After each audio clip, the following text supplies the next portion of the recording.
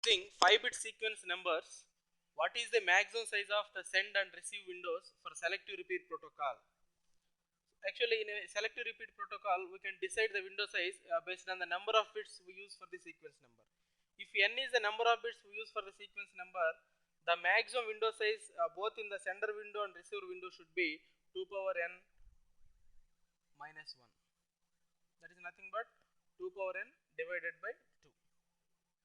That means we are using 5 bits. That means 2 power 5 divided by 2. That means 32 is 2 power 5 divided by 2, that is 16.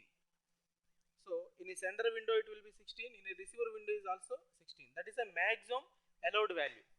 We can have less than 16, but we cannot have more than 16. But whereas in go back n protocol it will be 2 power n minus 1.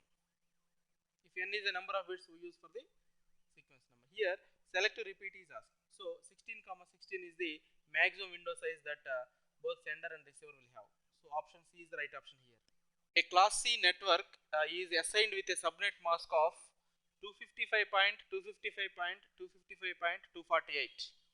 What is the total number of hosts possible in all the subnetworks together in the above network? So in a given network, the subnet mask is assigned as 255.255.255.248. So that means actually, as it is a class C network, the default mask is 0.0, but it is given as 0.248. That means the host part contains 8 bits in the original network, but the subnet mask is given as 248, means we have borrowed 5 bits from the host part. The remaining, because this value is equivalent to 248. When you borrow 5 bits from the host part, then the maximum number of subnetworks possible is 2 power 5. So total 32 subnetworks possible. In each network, only 3 bits we are using for host part.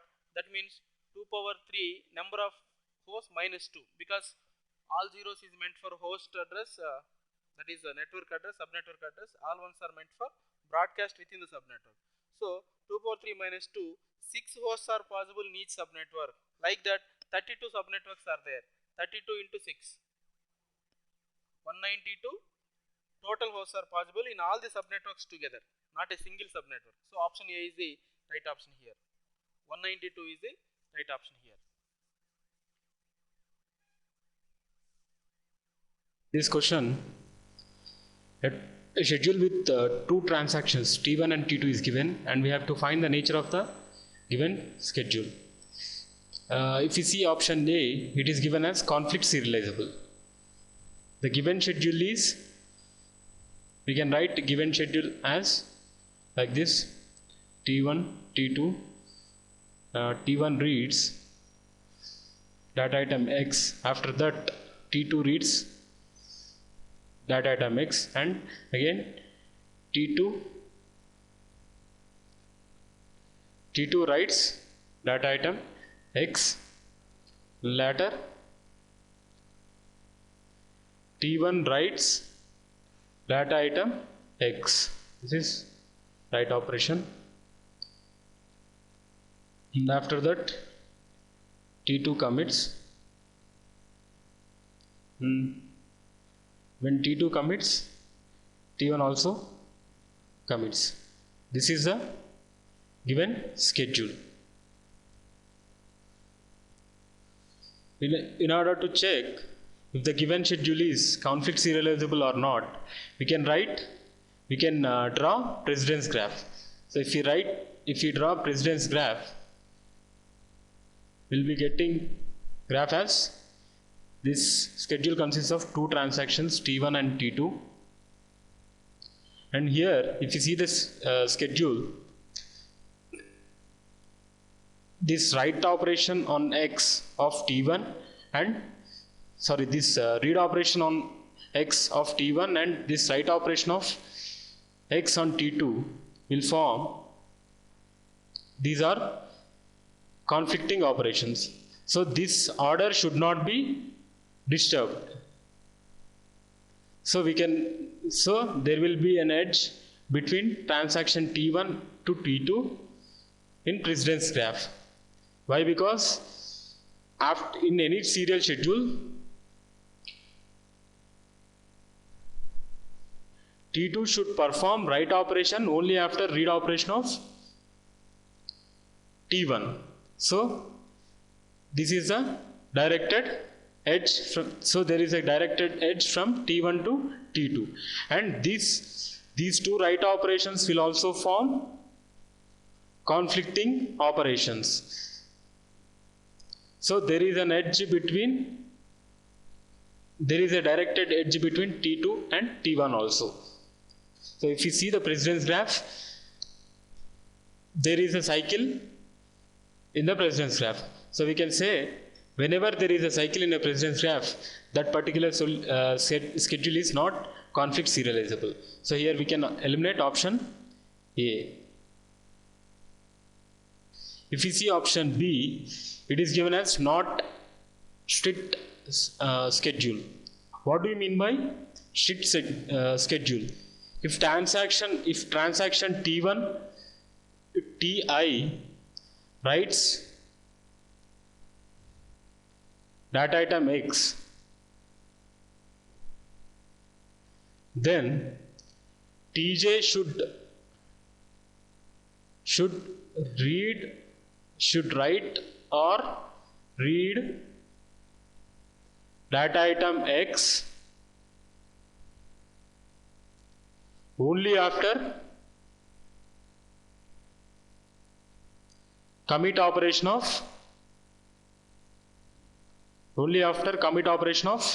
Ti. That means whenever some transaction writes any data item, the read operation or write operation on that data item should occur only after the commit operation of that particular transaction whichever has performed write operation. So here if you see the transaction, here here transaction T2 writes data item X, and here T1 writes transaction data item X before commit operation of T2. So here we can say this is not a strict schedule. If it has to be a strict schedule, then commit operation of T2 should occur here. If commit operation is here, then it will be strict schedule. Here commit operation is after the write operation of T1. So we can say this is not a strict schedule. So here correct option is option B. 4 options are given as FD sets for the relation schema R ABCD, and the primary key for that relation schema is given as AB. We have to identify the FD set which is in 2NF but not in 3NF. If you see option A, it is given that AB is key. AB is key for relation ABCD. Here R is the name of the relation and A, B, C, D are attributes for that relation, and key is given as AB. So here key attributes are A, B, and non-key attributes are, so here key attributes are A, B. If you see option A, non-key attributes are C, D. So if you see option A, and if you see the second FD, functional dependency, A to C, here A is a part of the key. A is a part of the key and C is a non-key attribute. Whenever there is a relation between part of the key to non-key attribute, that is called partial dependency. And whenever there is a partial dependency in the functional dependency set, that set is not in 2NF, but we want R to be in 2NF but not in 3NF. So here option A is not in 2NF. So here we can eliminate option A. If we see option B, here also there is a partial dependency. Here B to C is a partial dependency. Why? Because B is part of key and C is non-key attribute. So this is a partial dependency. So we can eliminate option B also. If we see option C, here C to D is here C and D are both non-key attributes, and this is a transitive dependency. Whenever there is a relationship between two non-key attributes, then that FD, functional dependency, is called transitive dependency. So this is whenever there is a transitive dependency, it is not in 2NF, it is not in 3NF. And D to B gives AC. If you see option C, here keys are for option C, keys are AB and CD also and DB also. Why? Because DB gives AC. If we find DB closure, we'll be getting all the attributes of the relation. So we can say DB is also key, but we want only key as only AB. So we can eliminate option C. Why? Because it consists of two keys, both AB and DB. When it satisfies the given condition. The given condition is it should be in 2NF but not in 3NF. Option C also, it is in 2NF. Why? Because there are no partial dependencies. But it is not in 3NF. Why? Because there is a transitive dependency between. If DB is a key, this is not a transitive dependency. Why? Because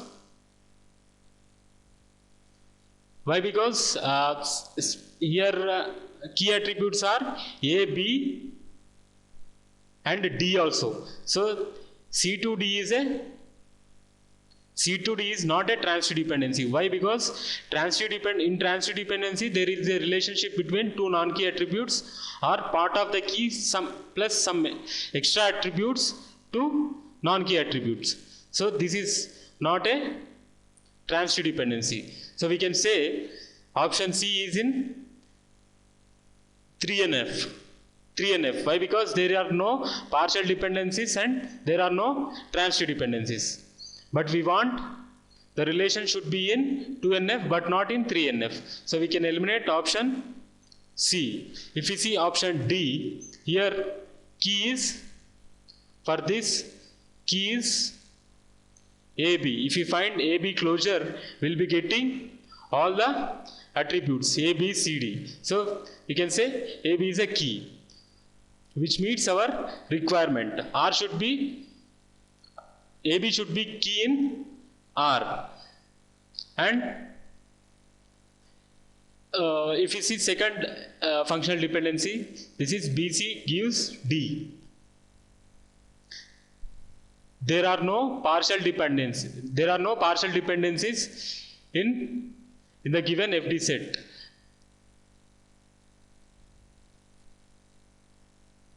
This is not a partial dependency. Why? Because here BC, part of the key some extra. Here C is extra. So part of the key some extra to non-key. Here D is non-key. This is a transitive dependency. So this is a transitive dependency, not a partial dependency. So it is free from partial dependencies. We can say it is in 2NF, but it consists of one transitive dependency. So it is not in 3NF. So option D is in 2NF but not in 3NF. So here our answer is option D.